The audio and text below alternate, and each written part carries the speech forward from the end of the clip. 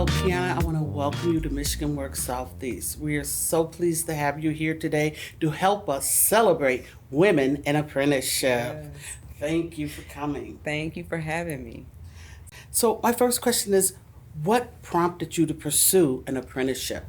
So I was nearing my 40th birthday, and I was kind of doing an evaluation of my life at that time, and I realized several things. I had been living paycheck to paycheck most of my life. My youngest was, I believe, a freshman, entering his freshman year in high school at that time, and I didn't have a real plan for retirement. And so I had worked in pharmacy as a technician for 20 years, and my last 2 years had been as an assistant manager, but it wasn't bringing me in the income that I wanted for the lifestyle that I wanted. And so I just kind of began to look for opportunities, and I came across a program called WIST, which is Women in Skilled Trade. And that program is geared towards introducing women into the skilled trades. So, Qiana, being a woman of color, how did you get into the apprenticeship program? So once I found the program WIST, which is a funny story. I just found it scrolling through social media. Like I said, at that point in my life, I was just kind of looking for an opportunity to do something different. And when I came across it, it was just kind of like a vague description of what they offered. But I was just like, let me, look into this and see what this has to offer. And so I went and did the interview and got in. And in short, I went through their program. But the different thing about our cohort at that time was we started right before COVID. And so I think we had like one class. And I remember being all excited about this program. And we had one class, maybe two. And then COVID hit and everything had to shut down. So that put the program on pause for an entire year. And so I was just like, is this really going to happen? But then a year later, they started the program back up, and I was in a position to still continue forward with the program. Went through that. I believe it was 11 weeks. I don't even really remember, but it was a good time. And they gave us the opportunity to go visit all of the trades. So we were able to go visit the laborers, the plumbers and pipe fitters, and we were able to see what they offered. And then they gave us math classes to help us with math skills. So they kind of gave us a feel for all of the trades and introducing us to them to see which one would be a better fit for us. After graduating from that program, I had settled on electrical. And so I went through that process of entering the union, which was my choice. And so I think I began with an aptitude test. I was called in for an interview after my aptitude test. And then shortly thereafter, I got a call back to actually join the apprenticeship. And I think that process for me overall was about a year's time. So you're an apprenticeship in what program? I am an electrical apprentice, second year. I'm with the, I'm so excited about that because the first year was, it's not an easy program. It's a rigorous program. But I'm currently second year with the LEJATC, which is the Lansing Electrical Joint Apprenticeship Training Commission. And I am with the Local 665 out of Lansing. Well, congratulations on your second year. Thank you very much. What soft skills do you feel are essential to be successful in an apprenticeship? I think that listening, not just hearing, but listening is a necessary soft skill. And the ability to be able to communicate, communicate well with other people. And if I had to say anything else, I would probably say that it would just be showing up. Yeah, I mean, people may not consider that a soft skill, but I consider showing up to be a skill that's necessary for sure. How long do you think it will take you to complete your apprenticeship program and become a journeyman? Yes, that part. It is a 5-year apprenticeship. Yeah, so it's 5 years so I think 2027 is when I think I'll be finished because I think I started in 22. So yeah, it's a 5-year program. Yeah.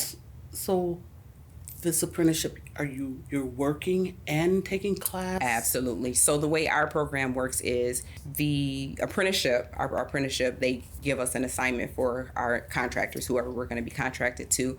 But we work typical 40-hour weeks, except every other week we have classes, and our classes are an entire work day. So our typical work day is from 7 to 3:30, and the same as for our class. So our class, like this year, my class is on Thursday. And so class is from 7 to 3:30. And it's treated as if it's the job. You know, you need to be punctual. You know, those things are still required for the class.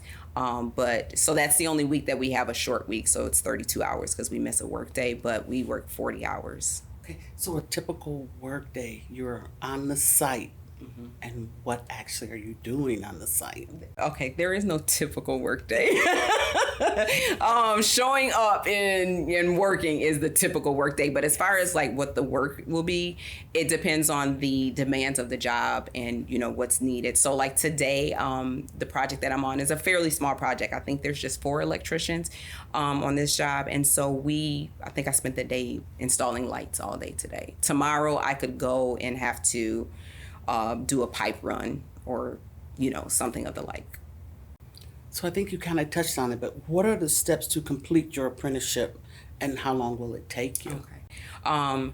As far as steps, so once you're in the apprenticeship, that's not the end. You know, that's the big step, right? You know, getting in, it's like, yay, I'm in. But once you're in, it's still work. The 5 years is definitely work. As part of the apprenticeship requirements, such as 18 hours of community service, we have to track our hours ourselves. So like, for example, like I said, I installed lights today. We have a program that we have to enter in our hours. And at the end of every month, we have to turn in those hours. We also have monthly evaluations that we give to our journeymen or foremen that we're working with, and those have to be turned in as well. Homework is due 48 hours before our class. So for example, my class is on Thursday, so that means that my homework is due Tuesday at 7 a.m. And there are consequences if you don't meet these requirements, such as you can get what they call a pay delay. So once you're up for example, going into second year, I think we had to have like 2,000 hours. Like I said, we had to have our community service, all those things. If you don't meet those requirements by the time that the committee meets to set your next raise, they can delay your pay raise. And, you know, and those can add up, you know. So if, let's say this time around, I got a pay delay for a month. And then next time I don't turn in my homework, which can also, you know, account for a pay delay. That's 2 months pay delay. And they're significant. I would consider them significant raises. So you don't want to do that and miss out on any of those. No delays. No delays. Yeah. So it sounds like WIS was very instrumental Absolutely. in you Absolutely. entering this apprenticeship program. Yes. Is there anything else you would like to add? Yeah, so bringing up WIST, I absolutely owe this all to them because I don't think that I would have ever considered trades had I not seen that program. So I think it's an amazing program just for that segue for women. And they're also a resource for me, even still to this day. You know, the relationship that you build with them at the beginning doesn't end once you graduate.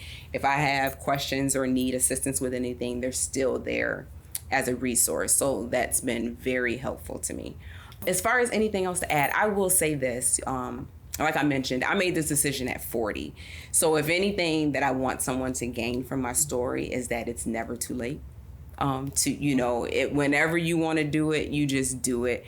If this was me in my 20s, I probably would not have, because I don't think that I would have believed in myself enough. But I do now. So, you know, that is essential into making life decisions, you know, is believing in yourself, you know. So I would say, you know, if you want to do it, you do it. If, you know, you don't believe in yourself, you need to get believing in yourself, because the things that happen in your life once you do believe in yourself, bar none, like nobody can touch it. Wow, that's powerful. Yeah. That's powerful too. Some young lady or Yeah. even mature Yes. woman Yes. watching this knows that you can do it. Yeah. There is hope. It's not too late. You can. So, Qiana, I want to thank you for sharing your Thank you story. for having Thank me. you for coming to Michigan Works Southeast and sharing your story. Thank you. Very inspiring. Thank you very And on behalf of Michigan Works Southeast, I want to thank you for helping us celebrate women and apprenticeship. Thank you. Oh, and I do have to give a very special thank you to Colleen Sullivan. She's the one that reached out to me for this opportunity, so I'm grateful. Yes. Thank you.